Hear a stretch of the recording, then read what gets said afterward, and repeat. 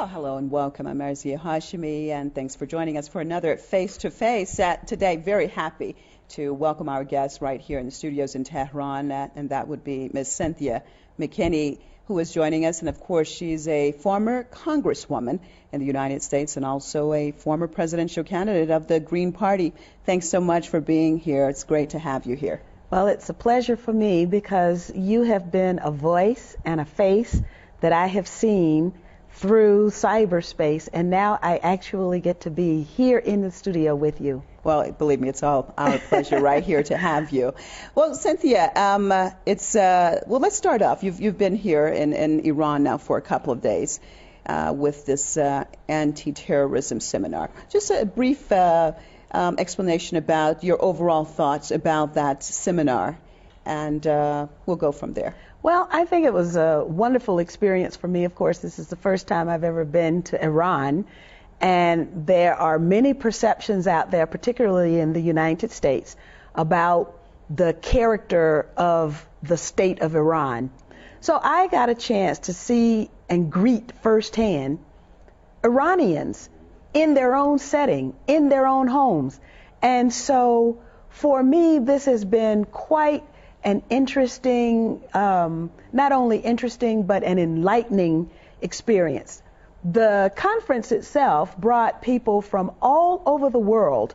More than 100 countries were represented. So I was able to network and interact with my sister from Venezuela, my brother from Bolivia, my brothers from Africa.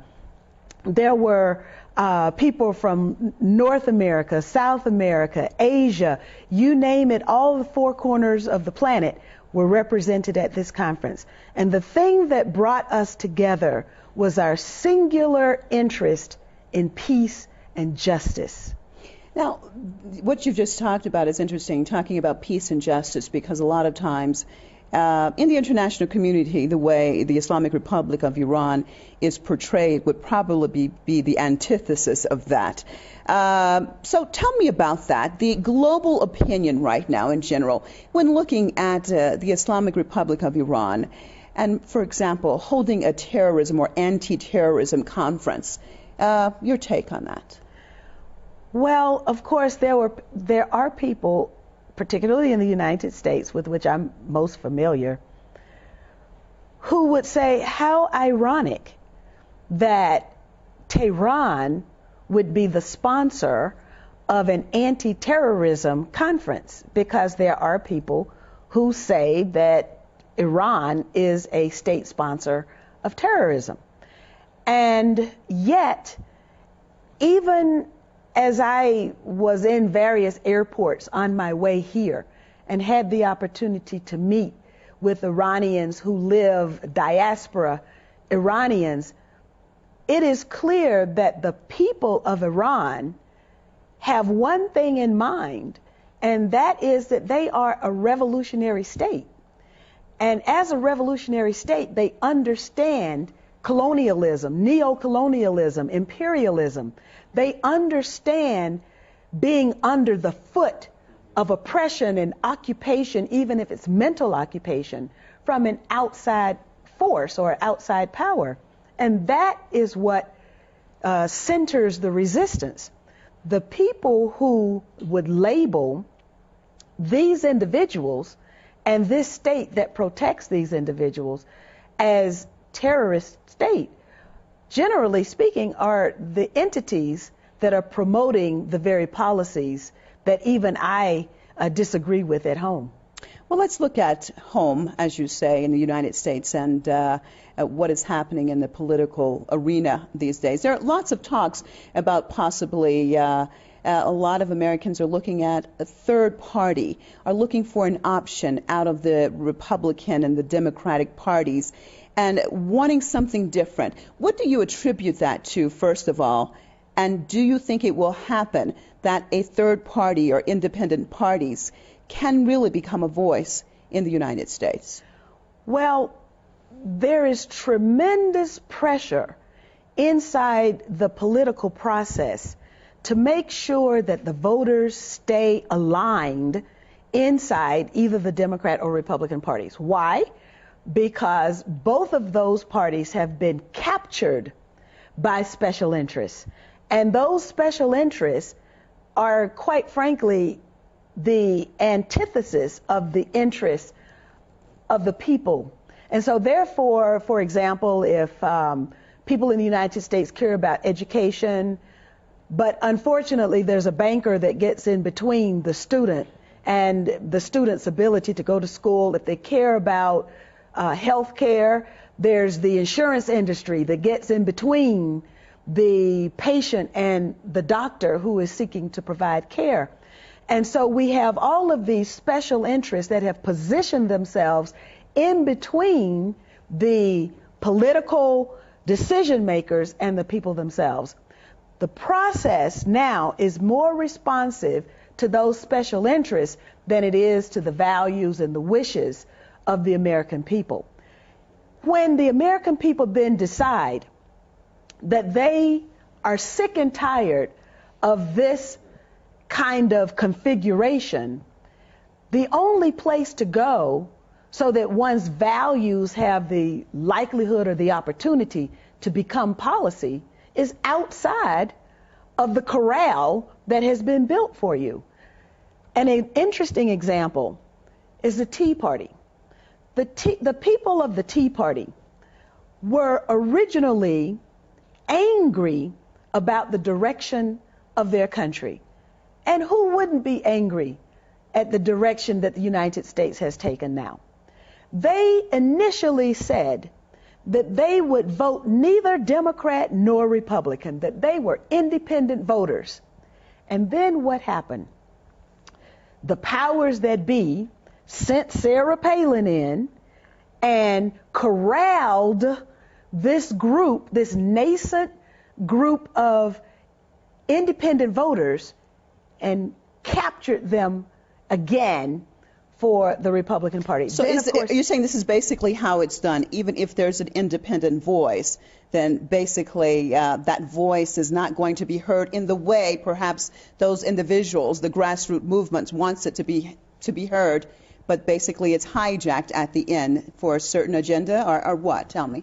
Well, it was definitely hijacked. The whole Tea Party apparatus was hijacked and then corralled back into the Republican Party fold so that these could then stay where the powers that be would like them to be. So let me say, with you, because you served in the Congress, the U.S. Congress, and obviously you were representing a certain district in Georgia, and I believe that parts of it was a very deprived area. Am I correct? Mm-hmm. So you go there, you have a certain agenda for the people that you want to make their voice heard. Yes. And serve their interests. Are you allowed to actually do that? Tell me about the process itself as far as when serving as a member of Congress. Well, the district that I initially represented in Congress, I represented so many districts because redistricting was a tool that was used to target me, to eliminate me from the Congress. But the district that initially sent me there was a district that was comprised of rural blacks in the Black Belt of Georgia. These are people who have not had access to equal opportunity at all. And in fact, when I went into that district, I found such poverty that I didn't even know existed in my own country. I had people in my district who did not have running water in their homes, and I'm talking about 1992. I'm talking about a district where the members of the Ku Klux Klan regularly threatened blacks and even threatened my supporters to the extent that they had shots fired at them. I was told that I needed to get out of town before it got dark. I mean, this is pre-civil rights movement type of stuff. And that's the kind of atmosphere that existed. But what we were able to do in the short 4 years that I represented that particular area is that we were able to bring whites to the table. We were able to challenge those practices that were not acceptable. We were able to bring blacks into areas of power that they never never in their wildest dreams thought that they could possess and own. And then the district was dismantled. Why was that? What does that mean? The district was challenged in the Supreme Court. And with the assistance of the Anti-Defamation League, the district was dismantled. It generally takes about $250,000 minimum to take a case from filing up to the Supreme Court. And the people who filed the lawsuit to dismantle they challenged my ability to represent the people of that particular district. Who were these people?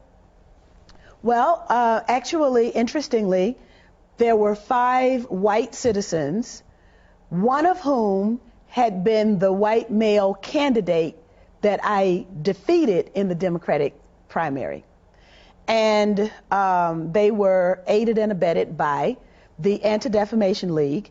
And when the case arrived at the Supreme Court, interestingly, on the same day as an environmental case, the spotted owl case, the Supreme Court decided that the habitat for the spotted owl should be protected, but that the black voters in that district could have no protection. And so the district was dismantled. Now, let's talk about when you were actually serving, Cynthia. Did you feel that a lot of your programs or what you were trying to get through, that you could actually make a difference? Was there any kind of interference, or were you basically allowed to be the free thinker that you are? When the matter pertained to my constituency, of course, my leadership style was different, and it took a lot of getting used to, but it takes 218 votes in the House of Representatives to pass anything. And therefore, once one crosses the threshold into the chamber, then everyone is basically kind of treated the same, particularly when your vote is needed to pass important legislation. Therefore, I was actually able to deliver a lot. In fact, my constituents, my former constituents, are still spending the money that I was able to bring back to them, because I wrote stipulations into the law that generally what would happen is that money would be obtained for one goal or use, and then it would be, siphoned off for something else. And I would write in there, they said I was interfering with local jurisdiction, but I would write in the legislation that it could only be used to service these constituents. And that's why even today they're still spending money that I got a decade ago. Well, let's talk about, Cynthia, there are many reports that talks about the influence of the Israeli lobby, the AIPAC, on United States politics in general. Did you experience anything in that realm as far as what one would call the interference in American policy by AIPAC? Well, it's interesting because when I first went to Congress, I did not go to Congress to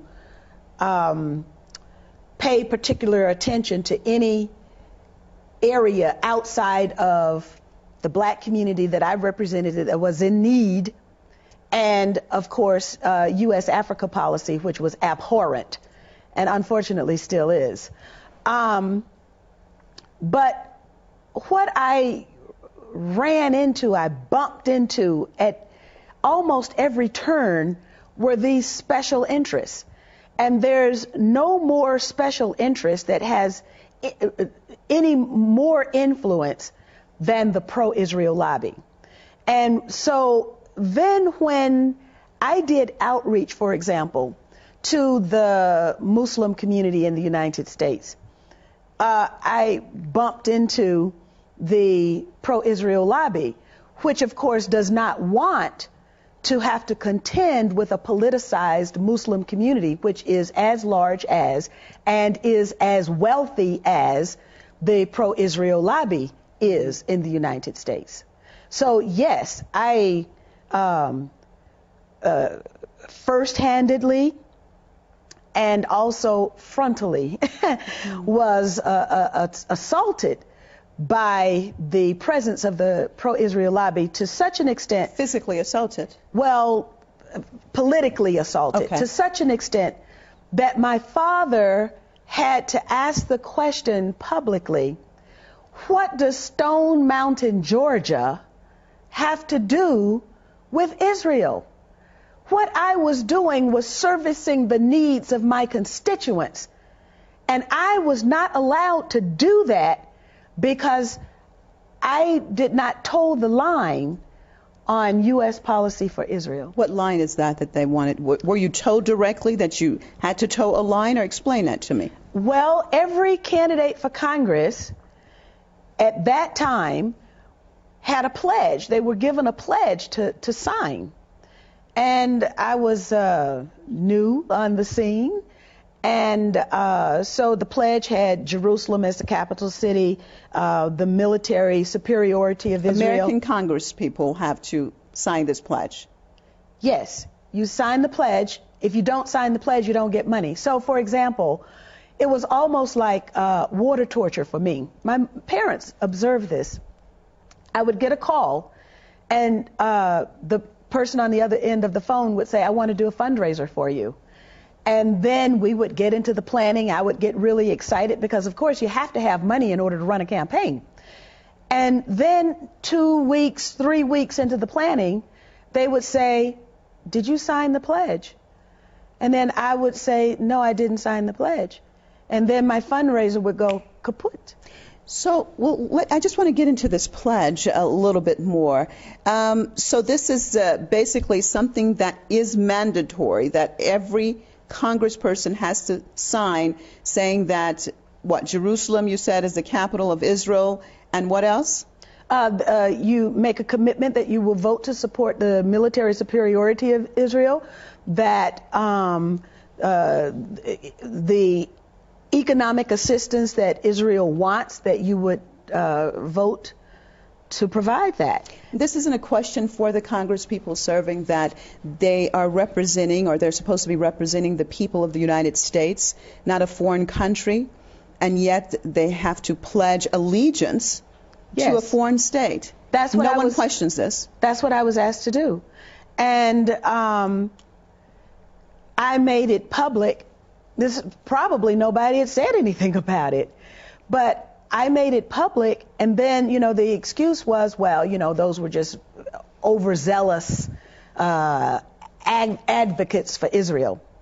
So then the tactic changed, and but this is what is done for 535 members of the United States Congress. 100 senators, 435 members of the House of Representatives have to now write a paragraph, which basically says the same thing. So it's not a pledge, but it's a paragraph, and you post it, and, you know, there are these forums you have to go to at the synagogues or whatever. And then, you know, if you don't perform appropriately, then you don't get money to run your campaign. The problem is that it requires an awful lot of money to run a campaign. And whether it's a woman's organization, an environmental organization, people can read about this on the internet if they're interested. If you go to thomas.loc.gov, that is the official United States Congress website. And if you put in the name Gus Savage, because Gus Savage was a black member of Congress who was targeted by the pro-Israel lobby. And he had the foresight to use his position as an incumbent in the House of Representatives to put his experience on the congressional record. For the entire existence of the United States Congress now, people will be able to access his experience. And what he wrote was that it was the Garden Club of New Jersey that gave his opponent $5,000. But it wasn't really the Garden Club of New Jersey. It was the activists who were associated with AIPAC. The Okay. American Israel Public Affairs Committee. Wow. Unbelievable. But we're almost out of time, so I just want to get into a little bit of your personal experience now and what you're planning. So you had told me earlier that you were basically, you did not win the last election, or basically it was because of the Zionist lobby, from what I understood, that basically forced you or not allowed you to get reelected. Now you have future plans, so to try to run again. Tell me about it and tell me why you think that it will make a difference. Well, I have, because of the notoriety about me telling my story, and then, of course, the public positions that I've taken supporting the human rights aspirations, the legitimate rights and the aspirations of the Palestinian people, I have a target on my forehead.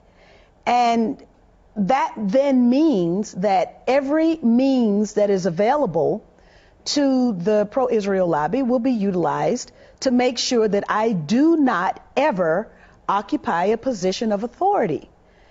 Now, fortunately for me, there is a very large peace community that is interested in change, and they would like to have a tested, experienced voice representing them in that very hall of Congress so that they can at least have their voices heard, even if they can't change the policy. But being there is the first step to having the policy changed. The problem for me is that it will require an awful lot of money in order to, I don't need to match the others because I have the advantage of being able to amass and organize people power. But even with people power, you still have to have enough to cover the basics of a viable campaign. And we're talking about a lot of money. Well, we're talking a minimum of $500,000. And with $1 million, I know that, we would be able to do great things. Okay. Well, we wish you all the best, and thank you so much for being with us, Ms. Cynthia McKinney. Thank you. Well, thank you, viewers, for joining us in another Face to Face. Goodbye.